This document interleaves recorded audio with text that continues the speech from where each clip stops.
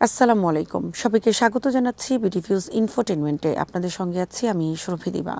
জেনেভায় নিরস্ত্রীকরণ সম্মেলনে ৪১ দেশের একটি জোট পারমাণবিক অস্ত্রধারী দেশগুলোকে দীর্ঘ পাল্লার ব্যালিস্টিক ক্ষেপণাস্ত্র পরীক্ষার আগে কঠোরভাবে আগাম নোটিশ দেওয়ার আহ্বান জানিয়েছে।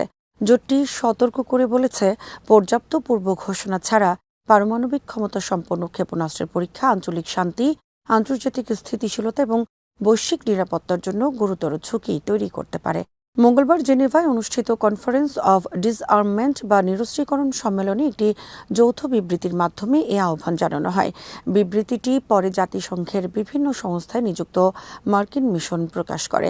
মিডল ইস্ট মনিটরের বিশ্লেষণ থেকে আরও জানাচ্ছেন ওয়াহিদ ফারুকি।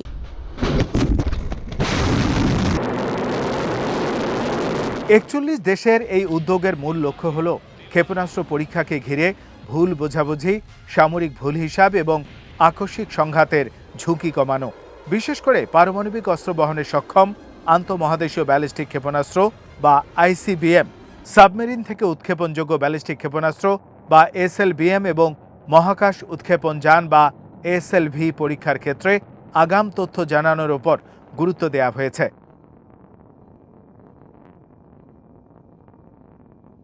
জোটের বিবৃতিতে বলা হয়, কোনো দেশ পর্যাপ্ত আগাম নোটিশ ও বিস্তারিত তথ্য ছাড়াই পারমাণবিক ক্ষমতা সম্পন্ন ব্যালিস্টিক ক্ষেপণাস্ত্রের পরীক্ষা চালালে তা সংশ্লিষ্ট অঞ্চলের দেশগুলোর শান্তি ও নিরাপত্তাকে বিঘ্নিত করতে পারে। বিশেষ করে সাম্প্রতিক সময়ে প্রশান্ত মহাসাগরীয় অঞ্চলে আগাম ঘোষণা ছাড়া ক্ষেপণাস্ত্র পরীক্ষা নিয়ে যে উদ্বেগ তৈরি হয়েছে, সেটিকে সামনে রেখে দেশগুলো আরও স্বচ্ছ ও নিয়মতান্ত্রিক ব্যবস্থা গড়ে তোলার দাবি জানিয়েছে।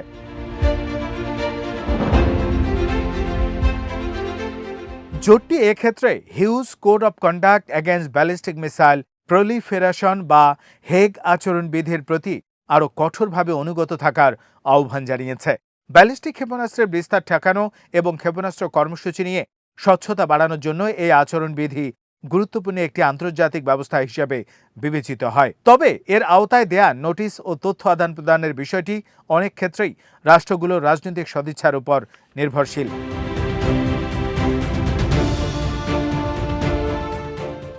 ৪১ দেশের জোট প্রস্তাব করেছে পারমাণবিক অস্ত্রধারী দেশগুলো আইসিবিএম, এসএলবিএম এবং এসএলভি উৎক্ষেপণের কমপক্ষে ২৪ ঘণ্টা আগে সংশ্লিষ্ট দেশগুলোকে আনুষ্ঠানিকভাবে জানাবে।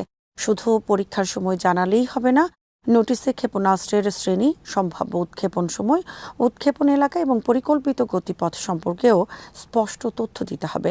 পাশাপাশি সমুদ্র ও আকাশপথে চলাচলকারী জাহাজ এবং বিমানকে যথাযথ সতর্কতা দেওয়ার কথাও বলা হয়েছে।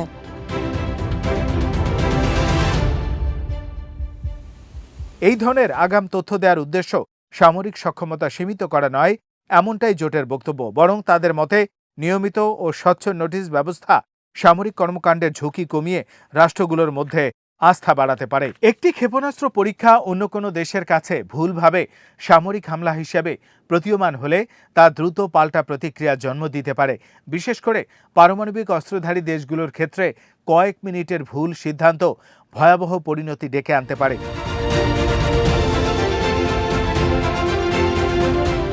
বিবৃতিতে বলা হয়েছে, নিয়মতান্ত্রিক আগাম নোটিশ কোনো দেশের সামরিক উন্নয়ন বা পরিচালনাগত প্রয়োজনকে বাধাগ্রস্ত করে না, বরং এটি ভুল হিসেবের ঝুঁকি কমায়, আস্থা তৈরি করে এবং আন্তর্জাতিক নিরাপত্তার প্রতি যৌথ দায়িত্ববোধের প্রতিফলন ঘটায়। একই সঙ্গে জোটটি জানিয়েছে, আন্তর্জাতিক দায়িত্ব পালনে কোনো দেশের কর্মকাণ্ড ঘাটতিপূর্ণ হলে সংশ্লিষ্ট রাষ্ট্রকে জবাবদিহিতার আওতায় আনার চেষ্টা করা হবে।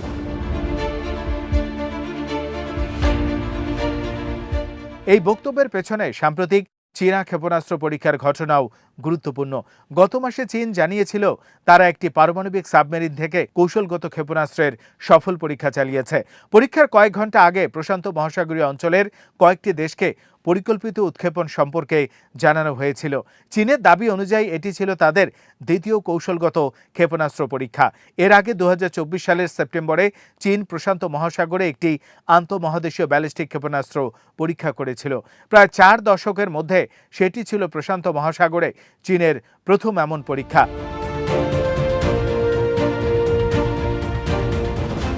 তবে চীনের ওই আগাম নোটিশ দেওয়ার বিষয়টি নিয়েও পশ্চিমা দেশগুলোর মধ্যে পুরোপুরি সন্তুষ্টি দেখা যায়নি, কারণ তাদের দৃষ্টিতে শুধু নোটিশ দেয়া যথেষ্ট নয়, উৎক্ষেপণের ধরন, সময়, সম্ভাব্য গতিপথ এবং ঝুঁকিপূর্ণ অঞ্চলের বিষয়ে পর্যাপ্ত ও বিস্তারিত তথ্য থাকা প্রয়োজন। বিশেষ করে প্রশান্ত মহাসাগরের মতো বিশাল সামুদ্রিক অঞ্চলে ক্ষেপণাস্ত্র পরীক্ষার সময় বেসামরিক জাহাজ ও বিমান চলাচল নিরাপত্তা নিশ্চিত করা গুরুত্বপূর্ণ।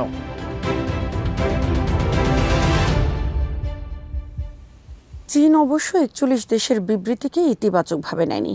চীনের নিরস্ত্রীকরণ বিষয়ক রাষ্ট্রদূত লি চিজিয়াং এই বক্তব্য প্রত্যাখ্যান করে বলেছেন, চীনের বৈধ ও যৌক্তিক প্রতিরক্ষা আধুনিকীকরণকে প্রশ্নবিদ্ধ করা উচিত নয়। রাষ্ট্রীয় গণমাধ্যমের বরাতে তিনি আরও বলেন, ক্ষেপণাস্ত্র উৎক্ষেপণের আগে আগাম নোটিশ দেওয়ার ক্ষেত্রে বেইজিংয়ের সদিচ্ছাকে ভূরাজনৈতিক হিসাব নিকাশের মাধ্যমে বিকৃত করা উচিত নয়।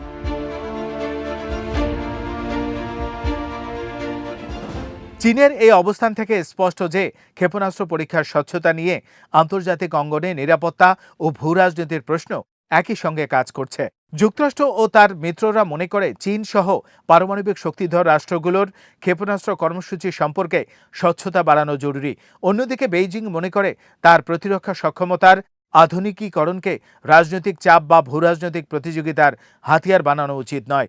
৪১ দেশের জোটে যুক্তরাষ্ট্রের পাশাপাশি ইউরোপের বহু দেশ, অস্ট্রেলিয়া, জাপান, দক্ষিণ কোরিয়া, নিউজিল্যান্ড, ফিলিপাইন, কানাডা এবং প্রশান্ত মহাসাগরীয় অঞ্চলের কয়েকটি রাষ্ট্র রয়েছে। তালিকায় যুক্তরাজ্য, France, Germany, Italy, Spain, Poland, Sweden, Norway, Netherland সহ ন্যাটো ও ইউরোপীয় ইউনিয়নের বহু দেশও রয়েছে।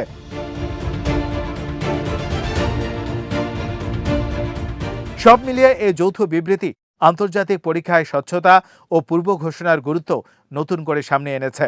বর্তমান বিশ্বে যুক্তরাষ্ট্র, রাশিয়া, চীন সহ একাধিক রাষ্ট্রের কাছে পারমাণবিক অস্ত্র এবং দীর্ঘ পাল্লার ক্ষেপণাস্ত্র রয়েছে। এই সময় নতুন নতুন দেশ ক্ষেপণাস্ত্র প্রযুক্তি উন্নীত করছে। ফলে একটি পরীক্ষামূলক উৎক্ষেপণও কখনো কখনো সামরিক উত্তেজনার বড় কারণ হয়ে দাঁড়াতে পারে।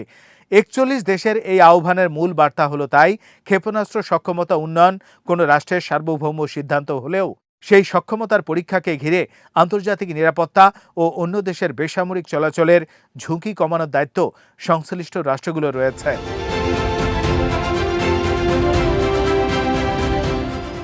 আজ এখানেই শেষ করছি। সমরাস্ত্র প্রতিরক্ষা ও কূটনীতির নানা তথ্য জানতে চোখ রাখুন বিডিভিউজ ইনফোটেইনমেন্টে। চ্যানেলটি ভালো লাগলে সাবস্ক্রাইব করুন, সংযুক্ত থাকুন আমাদের ফেসবুক পেজে। আল্লাহ হাফেজ।